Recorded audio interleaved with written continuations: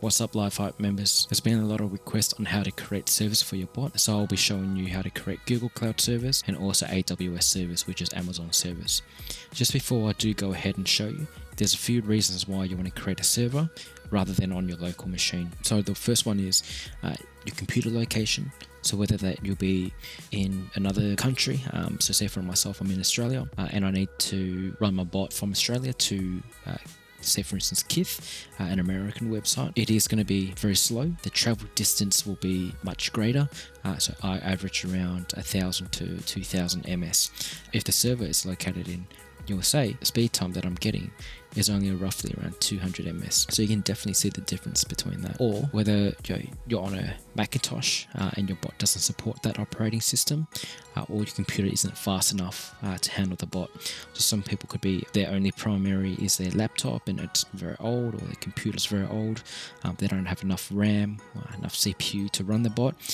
That can definitely be the difference between you copying and not copying. So things like that you would want to get a server for. You can also access the server remotely from anywhere that you like. If you're in school, you can whip out your iPhone. There's an app on there. You can just see how your tasks are going, and you can click all the tasks to start, and off you go. Okay, so let's get started. So you want to search Google Compute. Click on the first link, create a free account. Here is where you want to sign into your email address. If you don't have one, create one. So here you can see on the right, access to all cloud platform products. You get 300 credit for free, and it won't charge after your trial period ends. Click continue. You want to change the either have your business or individual. I always put individual. So setting up billing. Once you finish and completed the sign up and added your billing details, you want to click go to console. So you should be on this screen here. As you can see, I've already created one. I'll show you how to create this again. So how to create a server is go to click create instance. Name your instance anything.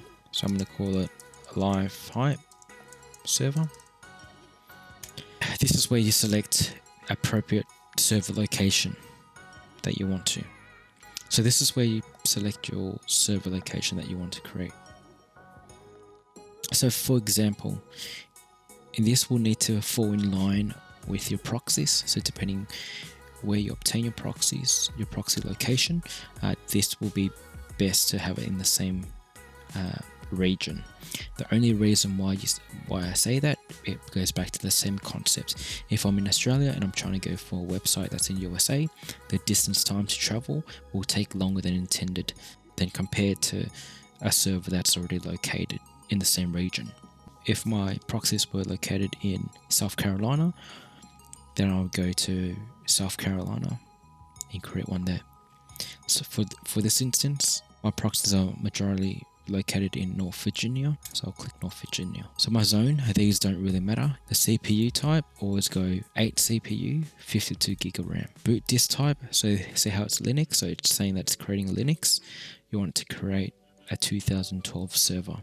You can search it by doing Control F, 2012 R2. You want to select the one with desktop experience. Leave all this as standard. Scroll down, click create, and it should be creating your server. So this is your external IP. This is how you remote desktop to it. So at the moment, you won't able to connect to it straight away because it's still installing Windows in the server. So I'll give that a bit and I'll show you how to do it. So 3 dotted lines, you can either stop, reset, delete, or start. Once you finish your server and you finish the drop, you can click on stop. There's no reason to reset it. However, if you don't no longer want it, you can definitely delete that server. So how you connect to this server is click this drop down box, click set Windows password. This is a username. You click set, and this is your password, so you can click copy there. Just make sure that you do save this somewhere. Create a notepad, put in your username and your password. That way every time you can connect to it, you'll have that there. So now what you want to do is you want to open RDP, which is called remote desktop connection. That should be in your Windows,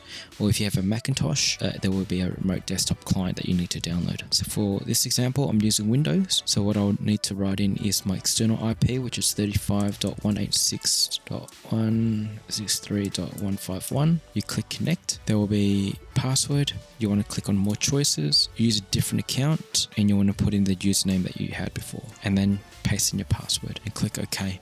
You can also click remember, so every time that you boot the server and you boot the remote desktop client, it will save your information.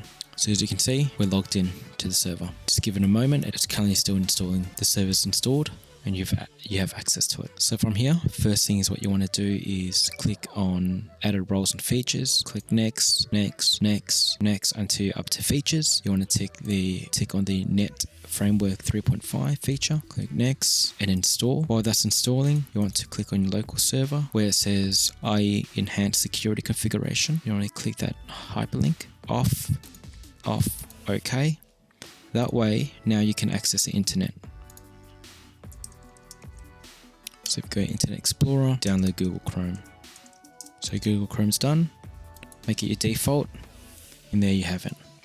You can also check the speed of the server. This is why some people would prefer to use their server rather than their computer, because the internet at home may not be quick. This is a solution that you can use. So we'll wait for this to complete, and once it's completed, you can go ahead and install your bot. Some bots require you to download other add-ons or programs that's required. You can do this through the server. So the server will always be on until you turn it off.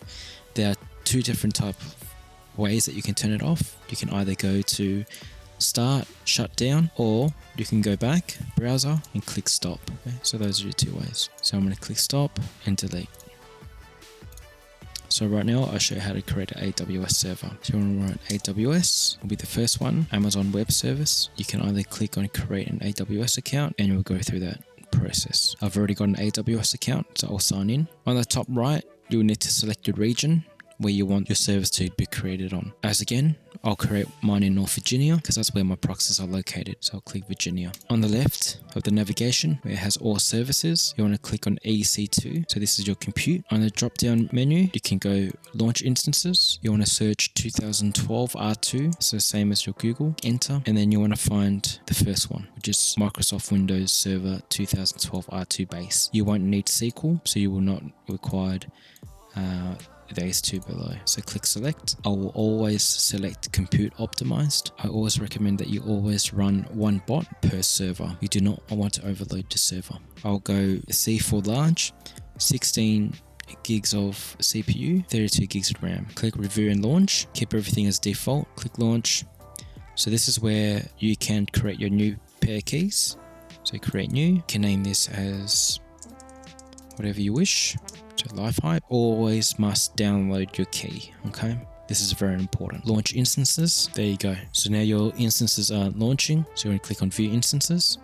So once the status checks has been completed and your instances state's running, connect to it. So how you connect to it is right click, click connect. This is where you can click to get your password. You will need to upload the file that you've downloaded and it will provide you with a password that you can paste. So for this instance, I'll just click on download remote desktop file, click connect, or ask for the password, choose file, LiveHype, decrypt password, and this is your password. You can click the copy button, paste it, your server's been created. Same concept here.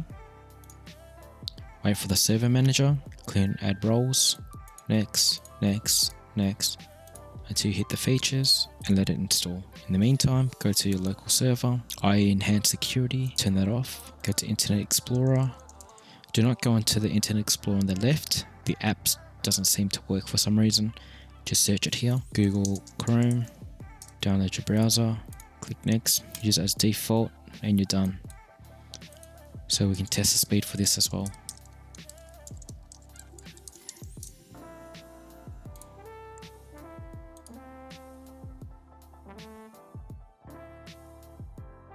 So as you can see, that's the speed there.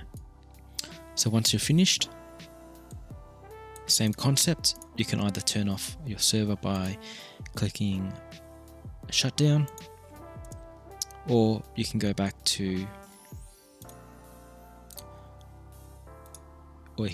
your browser, go to instant state, stop, yes, and then it's stopping. AWS, I always terminate my service because it does charge you. AWS is not free.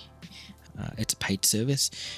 However, we may do group buys for coupons, the $100 credit. So it really depends on you and what your circumstances are. AWS is always a better server for me, and I do choose AWS over Google Cloud.